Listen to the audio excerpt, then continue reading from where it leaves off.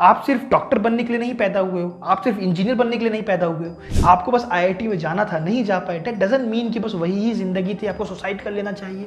बहुत सारे पेरेंट्स इस बात को नहीं समझते कि बच्चे कितना डिप्रेस होते जा रहे हैं। वो क्यों होते हैं? क्योंकि आज की डेट में ना ऑप्शंस बहुत हैं। तो लोन लेके मत पढ़ाइए। अगर आपके पढ़ाई की क्षमता है तो पढ़वाइए, नहीं है क्षमता तो गवर्नमेंट स्कूल में डाल दीजिए। जॉब में पूछा जाता है प्रैक्टिकल क्वेश्चन, मुझे पढ़ाया गया है कि अकबर कौन है, बाबर कौन है। हिस्ट्री पढ़ाई गई है जो कि गूगल ने 2 मिनट में इसका सॉल्यूशन निकाल दिया। आज की ये वीडियो बहुत ही जनरल टॉपिक पे होने वाली है और वीडियो का जो टाइटल है और थंबनेल है वो आप देख के समझ चुके होंगे कि वीडियो में हम बात करेंगे डार्क साइड ऑफ एजुकेशन की, और इसमें हम रियलिटी की बात करेंगे। जनरली आपने एजुकेशन सिस्टम के ऊपर बहुत सारे डार्क साइड की वीडियोस देखी होंगी। जनरली आपने एजुकेशन सिस्टम के बारे में बहुत सारी बुरी चीज़ें फेस की होंगी और सुनी भी होंगी। लेकिन आज की इस वीडियो को मैं पर्सनली चाहता हूं कि आप अपने पेरेंट्स को ज़रूर दिखाएं और आप खुद से ज़रूर देखें, क्योंकि इस वीडियो में जो मैं आपको हिस्ट्री बताऊंगा एजुकेशन की और जो मैं आपको बताऊंगा कि वो हमसे क्या बनवाना चाहते थे, वो आप सुन के दंग रह जाएंगे। तो इस वीडियो को स्टार्ट करते हैं एजुकेशन सिस्टम के कुछ डार्क साइड को लेके और इसके कुछ हिस्ट्रीज को लेके। सबसे पहले बात करते हैं कि एजुकेशन सिस्टम बनाया कहां से गया और किसने बनाया। एजुकेशन सिस्टम जो बनाया गया वो ब्रिटिशर के टाइम पे बनाया गया था और एजुकेशन सिस्टम को जिसने डिजाइन किया उनका नाम था लॉर्ड मैकॉले। लॉर्ड मैकॉले को इसलिए हायर किया गया और इसलिए डिजाइन करवाया गया। सबसे पहले इसका एम समझिए कि एक्चुअली में एजुकेशन सिस्टम से हमसे बनवाया क्या जाना था। एजुकेशन सिस्टम का इजाद इसलिए हुआ या इनोवेशन इसलिए हुआ ये बनाने के लिए कि जब पहले के ज़माने में ब्रिटिशर्स के टाइम पे जब लोग काम करते थे तो वो क्या करते थे, आपने एक पुरानी सी इमेज याद कर लीजिए कि हंटर से मार रहे हैं, फैक्ट्री में काम करवा रहे हैं और शिप चलवा रहे हैं, हंटर मार मार के भूखा रख रहे हैं, नंगा रख रहे हैं, यही सब की इमेज में आती है। तो होता क्या था कि जब आप फैक्ट्री में काम करवा रहे थे, जब मतलब ब्रिटिशर्स लोग जो हैं जब फैक्ट्रीज में काम करवा रहे थे वर्कर से, अब क्या है, मैं एक सेल्फ एम्प्लॉयड पर्सन हूँ, मैं खेती कर रहा हूँ, मैं मेरे बच्चों को उसी में पालता हूँ और लगान दे रहा हूँ। यही टाइम था। लगान देते देते क्या हुआ, ब्रिटिशर्स को ये दिमाग में आया कि हम ज़बरदस्ती किसी के बच्चे को उठाते तो हैं, मारते तो हैं, काम तो करवाते हैं, लेकिन वो काम उतना अच्छे से दिखता नहीं है, मतलब डिसिप्लिन तरीके से नहीं करते। तो उनको ये चाहिए था कि हम लोगों को जोड़े, वो खुद से भी आके आएँ और हम जिनको लेके आएँ वो किसी एक लालच में आए और हम उनसे डिसिप्लिन में काम करवा सके, हमारे वे ऑफ स्टैंडर्ड के हिसाब से काम करा सके। वे ऑफ स्टैंडर्ड क्या होता है? वे ऑफ स्टैंडर्ड, मान लीजिए आप किसी रेस्टोरेंट में गए हैं, अब कोई आपके सामने ऐसी प्लेट से निशान लगा के आपके टेबल पे खाना रख दे, फेंक के रख दे, तो आपको चाहिए वो थोड़ा तमीज़ से रखे, वो वही काम करे लेकिन थोड़ा तमीज़ से करे। सो सेम चीज़ ब्रिटिशर्स का भी था कि वो काम करवाते तो हैं, वो काम कर तो रहे हैं इंडियंस जो हैं, लेकिन ज़बरदस्ती करवाना पड़ता है या एक अच्छे से नहीं करते, वो मज़ेदारी नहीं आती। तो उन्होंने कहा कि क्यों ना हम एक एजुकेशन सिस्टम बनाए और उस एजुकेशन सिस्टम से हम लोगों को इस तरीके से ट्रेन करें कि वो खुद ही से ये काम करने सीख जाए। वहां पर हायर किया गया लॉर्ड मैकॉले को। लॉर्ड मैकॉले जब आए तो उन्होंने पूछा कि आपकी क्या क्या रिक्वायरमेंट्स है, आप इंडियंस को किस तरह बनाना चाहते हैं वो बता दीजिए और आप कौन सा लेवल देना चाहते हैं। तो ब्रिटिशर्स का सबसे पहला रूल था कि सीनियर्स लेवल की पोस्ट हम नहीं देना चाहते। क्यों? क्योंकि उस पर तो हम खुद बैठे हैं, तो हमें चाहिए कोई भी जूनियर लेवल का काम करवाना है और एटिकेट्स तरीके से करवाना है। एटिकेट्स उनमें होना चाहिए, उनमें एक पॉजिटिव एटीट्यूड होना चाहिए। तो आप प्लीज़ कोई ऐसा सिस्टम डिज़ाइन कीजिए एजुकेशन में ताकि लोग अपने आप ही ऐसा बन जाए। ठीक है, तो अब यहाँ पर बात ये आती है कि इंडियन से काम करवाना है और उनमें एक डर भी है, और वो डर ये है कि वो कहीं ना कहीं बगावत नहीं कर ले, वो कहीं ना कहीं एटिकेट्स के साथ काम करें और जिस तरीके से बोले उस तरीके से करना है। तो यहाँ पर लॉर्ड मैकॉले ने बोला कि ठीक है, आप मेरे को बताइए कि आपको कौन कौन से पॉइंट्स जो है वो मेन एक इंसान में दिखने चाहिए। तो आप समझ रहे हैं इसका कहने का मतलब कि वो हमसे चाहते थे कि हम कभी भी बिजनेसमैन नहीं बने, हमारे अंदर कभी भी लीडरशिप क्वालिटी नहीं आए, हम जूनियर लेवल का वर्क करें, हम कभी भी सीनियर लेवल का वर्क नहीं करें, हम जूनियर लेवल का वर्क करें और हम हमेशा नौकरी करें, नौकरगिरी, नौकरी, इसलिए नौकरी का वर्ड आया है नौकरगिरी से कि ये हमेशा नौकरगिरी ही करें, इसलिए हमें ये एजुकेशन सिस्टम पकड़ाया गया। और आप जानते हैं इंडियन एजुकेशन सिस्टम को अगर आप उठा के देख लीजिए या इतिहास आप भी जानते हैं कि गवाह है कि कभी हमें लीडरशिप क्वालिटी नहीं सिखाता और कभी भी हमें बिजनेस करना नहीं सिखाता, हमें कभी भी प्रैक्टिकल नॉलेज नहीं देता। आप जब इंटरव्यू में जाते हैं, इंटरव्यू में वो आपसे चाहता है कि आप काम करें क्या और आप सीख के क्या आए हैं। एक बड़ा सा गैप है, क्या गैप है उसके ऊपर बात करते हैं। सबसे पहला लॉर्ड मैकॉले को रिक्वायरमेंट दी गई कि आप लोगों से पंक्चुअलिटी की उम्मीद करें और उनको पंक्चुअल बनाएं। तो एजुकेशन सिस्टम में सबसे पहला डाला गया टाइम मैनेजमेंट को लेके। इसलिए आप आज की डेट में भी स्कूल में देखते होंगे, कॉलेज में भी देखते होंगे, अटेंडेंस को सबसे ज़्यादा इंपॉर्टेंस दी जाती है पंक्चुअलिटी के नाम पे, और दूसरा टाइम को लेके ज़्यादा जो है वो इंपॉर्टेंस दी जाती है। टाइम को क्यों दी जाती है कि कोई भी नौकर आए, टाइम पर आए और टाइम पर जाए। किसी को हम जबरदस्ती उठा के भी ला रहे हैं ना काम करवाने के लिए अपनी फैक्ट्री में, जो ब्रिटिशर की सोच थी कि किसी को जबरदस्ती उठा के ला भी रहे हैं ना फैक्ट्री में काम करवाने के लिए, तो उनके माइंड में रहे कि अगर हम 10 बजे उठा के लाएं तो शाम को 6 बजे फ्री हो जाएंगे। तो कम से कम वो जो नौकर है ना वो उसी सोच में काम कर लें कि अरे यार मैं 6 बजे फ्री हो जाऊंगा, क्योंकि उनके दिमाग में एक टाइम मैपिंग है कि 10 बजे से लेकर 6 बजे तक ही उनको काम करना है दिन के। सो इसलिए टाइम मैनेजमेंट लाया गया। सबसे पहले टाइम इंट्रोड्यूस कराया गया, दूसरा अटेंडेंस इंट्रोड्यूस कराई गई। आज की डेट में भी इंडियन एजुकेशन सिस्टम में आप देखोगे अटेंडेंस को ज़्यादा प्रायोरिटी दी जाती है। 75% अगर आपकी अटेंडेंस नहीं है तो आपको एग्जाम में बैठने नहीं दिया जाएगा कॉलेज में। मेरे कॉलेज में तो ये हाल था कि आप मार्क्स जो है ना एग्जाम के बेस पे आपको 20 में से मार्क्स मिलेंगे और अटेंडेंस के बेस में से 10 में से मार्क्स मिलेंगे। मेरे एग्जाम की अगर मैं बात करूं तो मैं 20 में से 19-18 नंबर लाता था, वो भी आर्किटेक्चर जैसी फील्ड में, जो कि लाना बहुत टफ होता है क्योंकि मैं बहुत क्रिएटिव सोचता था। मैं कभी भी इंस्टाग्राम और पिनिंटरेस्ट को लेके नहीं सोचता था, मैं कभी भी कॉपी नहीं करता था अपने डिज़ाइन को। मैं हमेशा बहुत सोच समझ के, उस चक्कर में मुझे छुट्टी लेनी पड़ती थी और बहुत अच्छा डिज़ाइन करके निकाल के लाता था। इसलिए मुझे मार्क्स भी या तो फुल मिलते थे या 1 नंबर कम या 2 नंबर कम मिलते थे। वहीं पर एक एवरेज स्टूडेंट को मिलते थे 10 नंबर, 20 में से 10 नंबर, मुझे मिले 20 में से 19 नंबर, मान लीजिए। अब यहाँ पर गेम क्या है कि मेरे को अटेंडेंस, जो कि 10 नंबर का अटेंडेंस होता है, अटेंडेंस में मेरे को मिलते थे या तो 3 नंबर क्योंकि 30% अटेंडेंस रहती थी, या 40%, और अगले को मिलते थे 100%। क्यों? 10 नंबर मिलते थे। क्यों? क्योंकि वो 100% अटेंडेंस लाता था। तो वो ऐसे ही मेरे से आगे निकल जाएगा। उसको थोड़ा सा अटेंडेंस पे ध्यान देना है, थोड़ा सा पढ़ाई पे ध्यान देना है, ठीक है। बस ये चीज़ करके एवरेज करके वो मेरे से आगे निकल जाएगा। और मैं सिर्फ एक ही तरफ ध्यान दे रहा हूँ, वो है डिज़ाइन, इनोवेशंस, इन सब की तरफ, लीडरशिप की तरफ। लेकिन लीडरशिप के मार्क्स कौन देता है आपको कॉलेज में? कोई नहीं देता। स्कूल में कौन देता है? कोई नहीं देता। सो इसीलिए टाइम मैनेजमेंट को लाया गया कि आप टाइम पे काम करें, पंक्चुअल रहें और अटेंडेंस को लेकर सोचें। दूसरा, लॉर्ड मैकॉले को जो रिक्वायरमेंट दी गई और वो ये था कि ऑर्डर फॉलो करें and don't ask any other questions कि हमने वो ऑर्डर क्यों दिया है। क्योंकि उनको फैक्ट्री में कई बार क्या होता था कि किसी से काम करवा रहे हैं और आज मान लीजिए उनसे लकड़ी नहीं कटवानी, आज चाहिए कि वो मेरे साथ बाजार जाए और बाजार जाके कुछ सामान लेके आए, या मेरी वाइफ के साथ जाए और सामान लेके आए, या आज घर का किचन का काम कर दे। तो वो कोई क्वेश्चन आस्क नहीं करे, उसको पता है मैंने उसको सैलरी पे रखा है, उसको जो काम बोलूँगा वो चुपचाप करेगा, कोई क्वेश्चन आस्क नहीं होना चाहिए। तो इसके लिए लॉर्ड मैकॉले ने क्या दिमाग लगाया, उन्होंने निकाला फिक्स्ड सिलेबस। फिक्स सिलेबस का मतलब ये हुआ कि चाहे आप मछली हो चाहे आप शेर हो, आपके लिए फिक्स सिलेबस है कि आपको पेड़ पे चढ़ के दिखाना है। अब पेड़ पे चढ़ना शेर जानता है, मछली नहीं जानती, तो मछली यहाँ पर हो जाएगी 0। लेकिन मछली ये क्वेश्चन नहीं पूछ सकती कि उससे यही ही क्वेश्चन क्यों पूछा गया, यही ही एग्जाम क्यों दिलवाया गया। आप कभी खुद से पूछ के देखिए, आप मैथ्स में 100 में से 100 लाते होंगे क्योंकि आप मैथ्स में तेज हो, लेकिन फिजिक्स में आपके 0 आते होंगे या 30 नंबर आते होंगे क्योंकि फिजिक्स में आप कमजोर हो। तो आपसे कॉलेज वाले क्या बोलते हैं? आपसे कॉलेज वाले या स्कूल वाले जो है वो आपको बोलते हैं कि आप फेल हो। क्यों? क्योंकि आपके बाकी सब में 0 आ रहे हैं और मैथ्स में 100 आ रहे हैं। तो हमें आपकी स्ट्रेंथ से कुछ लेना देना नहीं है। आपके भले ही 100 आते हो लेकिन हमें इससे कुछ लेना देना नहीं है। ओवरऑल आपकी परफॉर्मेंस 0 है। तो मछली वहां पर 0 बन गई क्योंकि मछली पेड़ पे नहीं चढ़ सकती। लेकिन कायदे से ये होना चाहिए, अब वो बच्चा क्या दिमाग लगाएगा कि वो बच्चा फिजिक्स केमिस्ट्री तेज करने में लगेगा और मैथ से अपना ध्यान हटा देगा जो कि उसकी स्ट्रेंथ थी। और जब आप इंटरव्यू देने जाते हो तो इंटरव्यू वाला हमसे पूछता है आज की डेट में कि आपकी स्ट्रेंथ क्या थी। स्ट्रेंथ हमारी कुछ बची नहीं। क्यों? क्योंकि हमने मैथ्स तो बहुत पहले छोड़ दिया, क्योंकि हमें अपना फिजिक्स और केमिस्ट्री सुधारने में टाइम लगा दिया था हमने। तो यही हमें बनाया गया, फिक्स्ड सिलेबस के साथ हमें दिया गया ताकि हम कभी कोई क्वेश्चन आस्क नहीं करें, ना फैक्ट्री में, ना ब्रिटिशर से, ना खुद से, और ना ही किसी ऑर्डर देने वाले से। तो इसलिए फिक्स्ड रूल का जो है वो रूल निकाला गया और यहां पर हमें फिक्स सिलेबस जो है वो पकड़ाया गया एजुकेशन सिस्टम में। थर्ड रिक्वायरमेंट, उनके सबसे मेन और सबसे इंपॉर्टेंट रिक्वायरमेंट जो थी वो ये थी कि किसी भी बच्चे को, किसी भी काम वर्कर को, किसी भी नौकर को लेफ्ट और राइट नहीं देखना है कि किसके साथ अच्छा हो रहा है, किसके साथ अत्याचार हो रहा है, किसके साथ बुरा हो रहा है, मुझे किसकी हेल्प करनी चाहिए, किसकी नहीं करनी चाहिए। यही ही सेम इंडियन एजुकेशन सिस्टम में आज की डेट में है। और इसको लॉर्ड मैकॉले ने किस तरीके से इंप्लीमेंट किया कि जब हम एग्जाम देते हैं तो हमें सिखाया जाता है कि आपको ये नहीं देखना है एग्जाम देते वक्त, आपको अपना आंसर शीट छुपा के रखना है। क्यों? ताकि कोई लेफ्ट और राइट नहीं देख ले।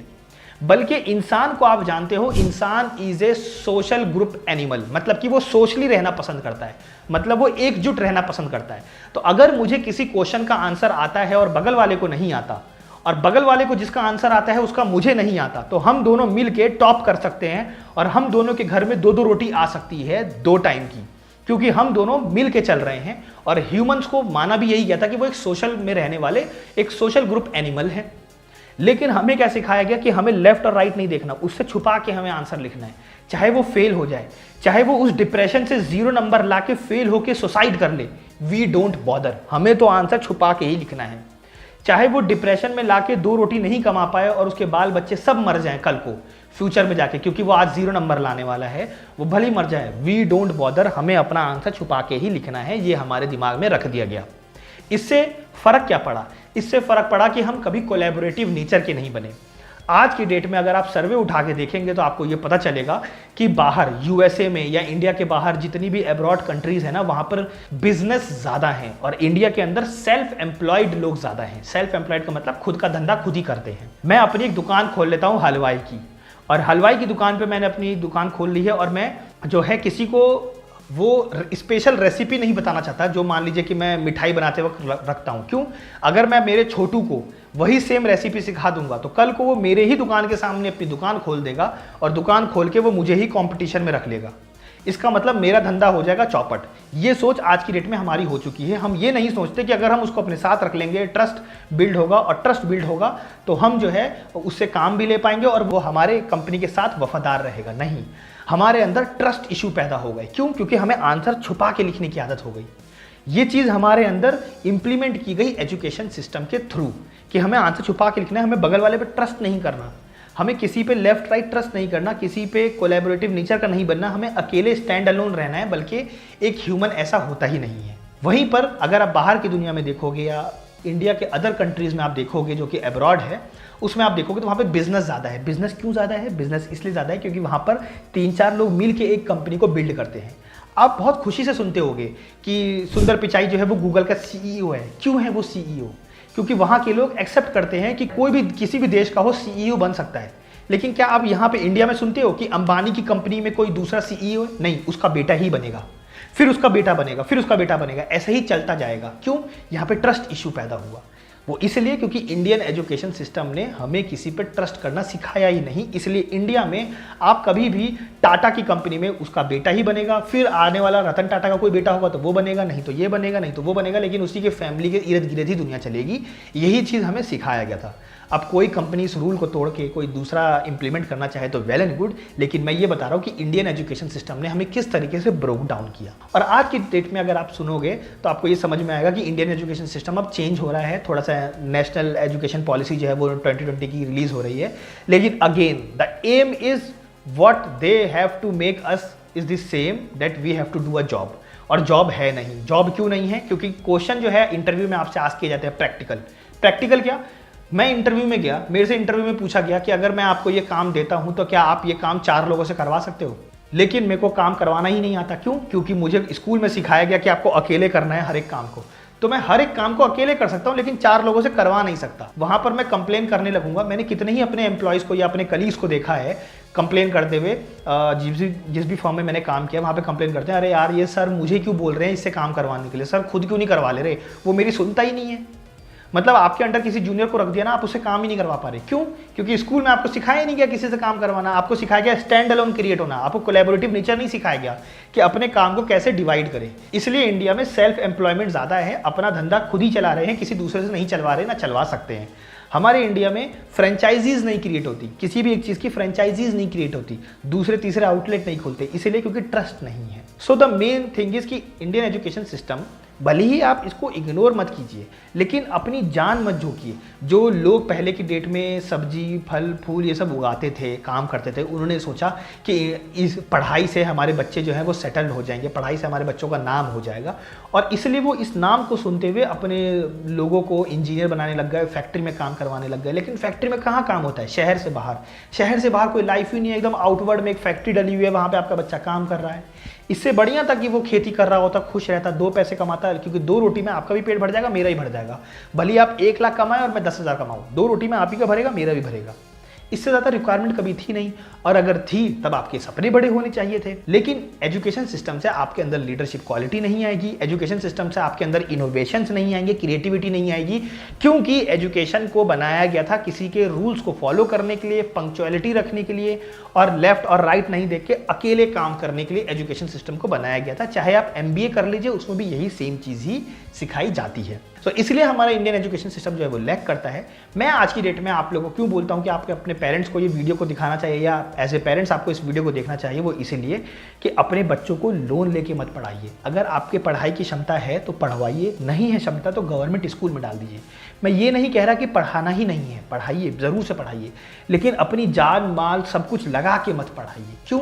क्योंकि जो आप लोन लेके बच्चों को पढ़ाते हो ना, जब उसकी जॉब लगेगी ना तो वो उस लोन का असल तो छोड़िए, ब्याज मतलब कि इंटरेस्ट भी नहीं चुका पाएगा। इतने कम लेवल पे जो है वो जॉब लग रही है। क्यों? जॉब में पूछा जाता है प्रैक्टिकल क्वेश्चन, मुझे आता है, मुझे पढ़ाया गया है कि अकबर कौन है, बाबर कौन है, हिस्ट्री पढ़ाई गई है जो कि गूगल ने 2 मिनट में इसका सॉल्यूशन निकाल दिया।